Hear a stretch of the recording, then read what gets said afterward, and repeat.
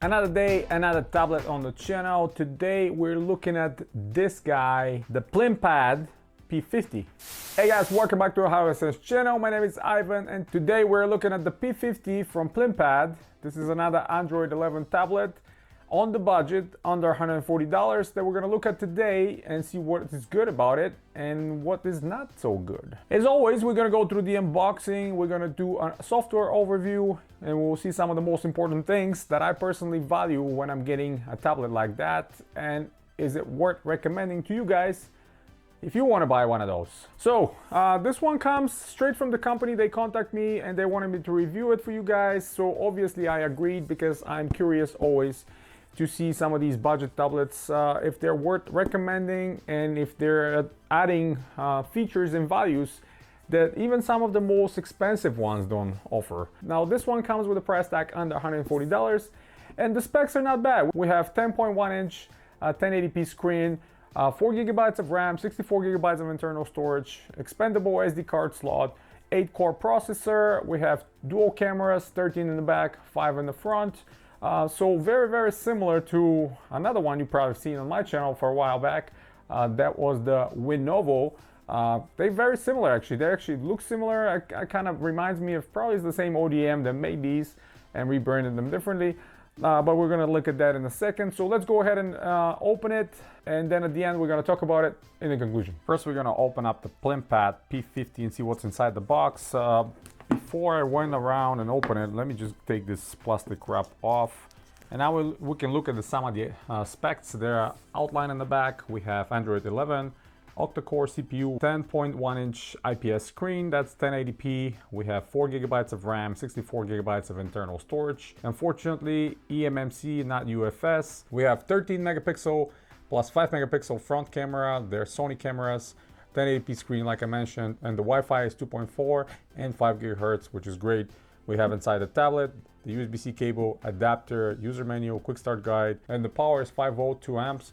So unfortunately, no quick charge here as expected. But considering the price of under $140, I'm not expecting to see a quick charge of any kind. And especially with these CPUs that are not Snapdragon or higher level MediaTek, you're not gonna receive any of that. Yeah, pretty sturdy box, I gotta say. Protects the tablet inside with no problem. And let me slide it out. Now, of course, right on the top is the tablet. I'm gonna remove that real quick and see the rest of the things. Again, well protected. We have some nice foam that it's separating the tablet from the rest of the package. On the main compartment, which is quite hollow, we have the user manual. Oh, interesting. We have 64 gigabytes of micro SD card included. Excellent to see. I was not expecting to see this, but yeah, read up speeds up to 100 megabytes, write 70 megabytes. These are Kodak, which again, very nice to see. User manual, which is in English and Chinese, but the English one is very well printed, outlined, and if you're not familiar how to use your tablet, this is going to be a good starting point. We have memory tray extracting pin right here, very nice as well, so you can plug your 64 gigabytes of additional SD card storage. And that's the quick start guide and a little thank you card from the maker. I appreciate that. Excellent packaging right here. And then on the little compartment on the other side, we have the cable, which is USB-A to USB-C. Nothing really special, pretty long cable, about 5 feet long. Again, USB-C and USB type A, very compact plugs. Not bad cable at all. And here's the power brick finally. Unfortunately, like I said, no fast charger. We have 5 volts at 2 amps rating, but that will do the job for overnight charging. The battery, like I mentioned, is 6,000 milliamp hour. So hopefully it's gonna last you about 10-11 hours like all the other ones I have with similar batteries. But yeah, let me now unwrap the tablet. I wanna mention right away, and one of the things I don't like and I really would love to see from any maker is please include a screen protector. This one is just a regular peel off screen protector that you cannot reuse. But trust me, screen protectors are a must, especially if you're giving this one to a child and they're gonna be playing with it all the time. You don't want that screen to be scratched. So if you look at it on the left side of the tablet, We have the volume rocker, we have the power button, and we have a microphone right here, USB-C plug for charging. And on the other side, we have nothing on the right. On the bottom, we have the two stereo speakers, left and right, and the pogo connectors for additional accessories like keyboards and stuff like that. And on top, we have that tray for the memory plus 3.5mm headphone jack. Thank you for including this. Hate seeing new tablets that don't have 3.5mm headphone jack on it. On the back side, we have quite a big protrusion for the 13 megapixel Sony camera. Plimpton branding right here on the back. And the back is metal. Only the top slide over here is plastic where the Wi-Fi antennas are, obviously. But yeah, it's kind of a fingerprint magnet because it's aluminum, of course. So after I went to the initial installation, there's a couple things to notice almost immediately, and you're probably going to recognize some of the layouts of the ROM. Very familiar to some of the other tablets that I've reviewed very recently on my channel. Completely clean. There's no bloatware. You have a stock Android 11 with not a lot of things. The only two apps I installed myself is DRM Info and CPU-Z. Everything else is stock. There's nothing else to it. There's not much to talk about the software this way. If we go to the settings, and actually you just notice one of the issues right there. For some reason the tablet is constantly dropping wireless connection, so every time I have to re-enter my password. It works for like 5 to 10 minutes and then drops it off and asks me to re-enter the password. I'm not sure if that's a bug in the tablet itself or maybe it's a hardware problem. I'm gonna check with the maker and see if they can give me some more information. But one thing to notice right away here is we go to the About the tablet. You will see that we have the 4 gigabytes of RAM, we have Android 11, and all the other information seems fair here. In the system, if we go to the details here, there's no system update, unfortunately, and the security update is from June 5th of 2021, which makes it over 6 months old. And this is one of the kind of negatives of getting these cheaper tablets is you're probably never going to see an update, maybe one if you're lucky. By the end of the life of the tablet, you're going to be stuck with the stock. And if I go back again here, and if I go back into the menu, this is the maximum brightness. That's another thing you will notice. This is the maximum brightness. This is the lowest. The lowest is pretty fine, but still, it's a little bit brighter than I want it to be. A complete dark room. And if I boost it up, it's still not bright enough, in my opinion, especially if there's a little bit more light. The colors will be a little bit dim. Maybe because it's not fully laminated. And again, hopefully the camera can pick this up. I'm gonna try to show it to you if my lights are not interfering too much, but the gap between the screen and the top glass, it's pretty significant. It's about 2 millimeters maybe. So that's not something ideally I want to see, especially when you're paying $140 for a tablet. And it's impeding the good experience of watching movies and browsing the internet. Speaking of watching movies and browsing the internet, if we open the DRM info as I'm expecting, and I was thinking it's gonna happen, we have only White Vine level 3, so that means no full HD streaming on Netflix, Amazon Prime, HBO. None of the streaming services will be on full HD for you, unfortunately. And some of you have asked me what the difference is.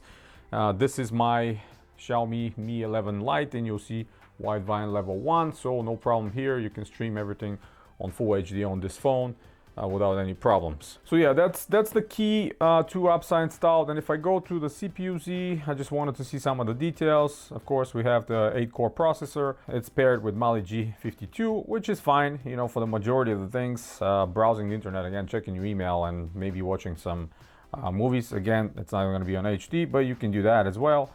The device gives you some more information here, the memory, the screen, all that stuff. Just keep in mind, if you check in CPU-Z and you see the battery is marked as 3300 megahertz, this is obviously a wrong information, and I've seen CPU-Z not reading correctly from many other tablets, including even much more expensive Lenovo's. So the battery is still 6000 milliamp hours. It's not what they're showing over here. We go to the beginning. The software is pretty snappy. Of course, I haven't loaded a tons of applications here, so it's not really bogged down.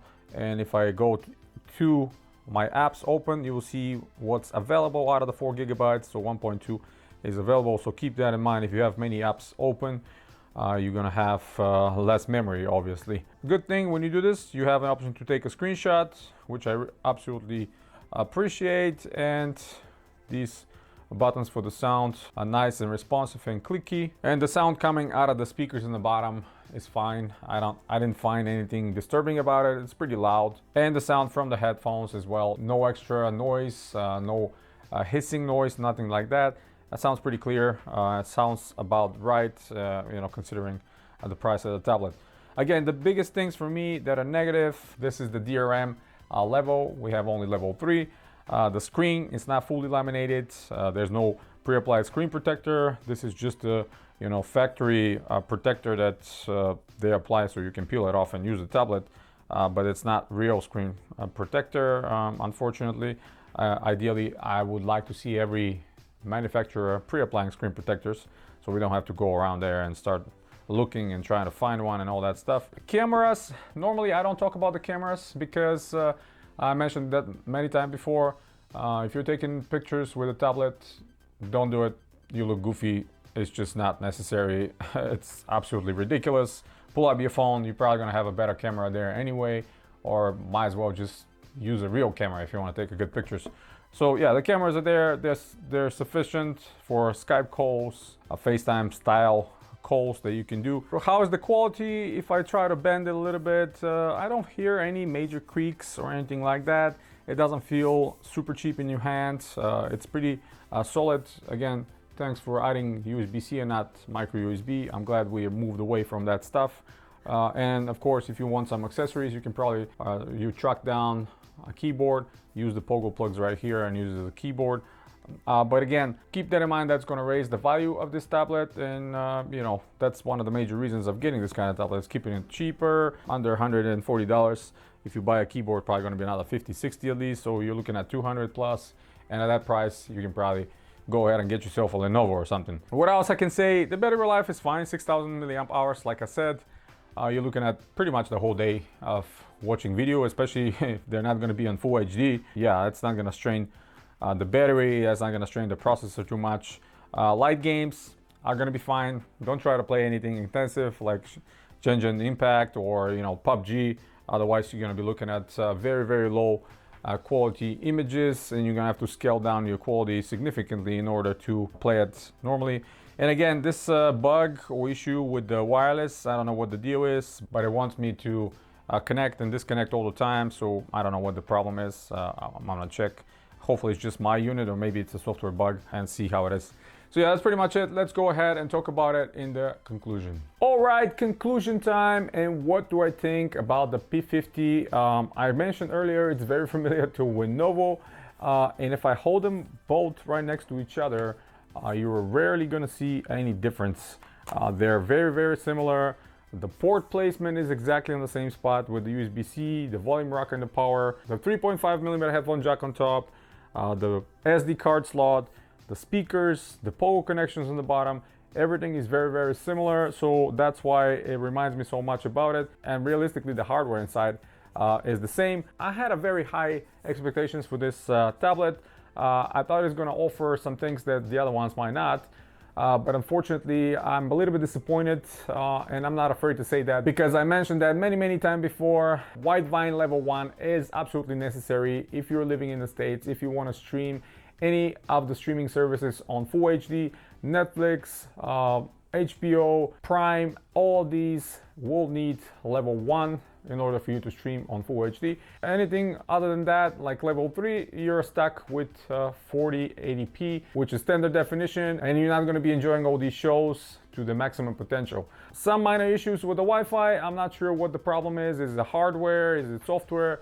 Hopefully it gets addressed. I'm going to contact the company and ask them what's the deal here. But I just wanted to advise you, if you get the tablet from Amazon, if you face these kind of issues, go ahead and contact them right away. I'm sure they're going to address that problem or replace your tablet or whatever it needs to be done.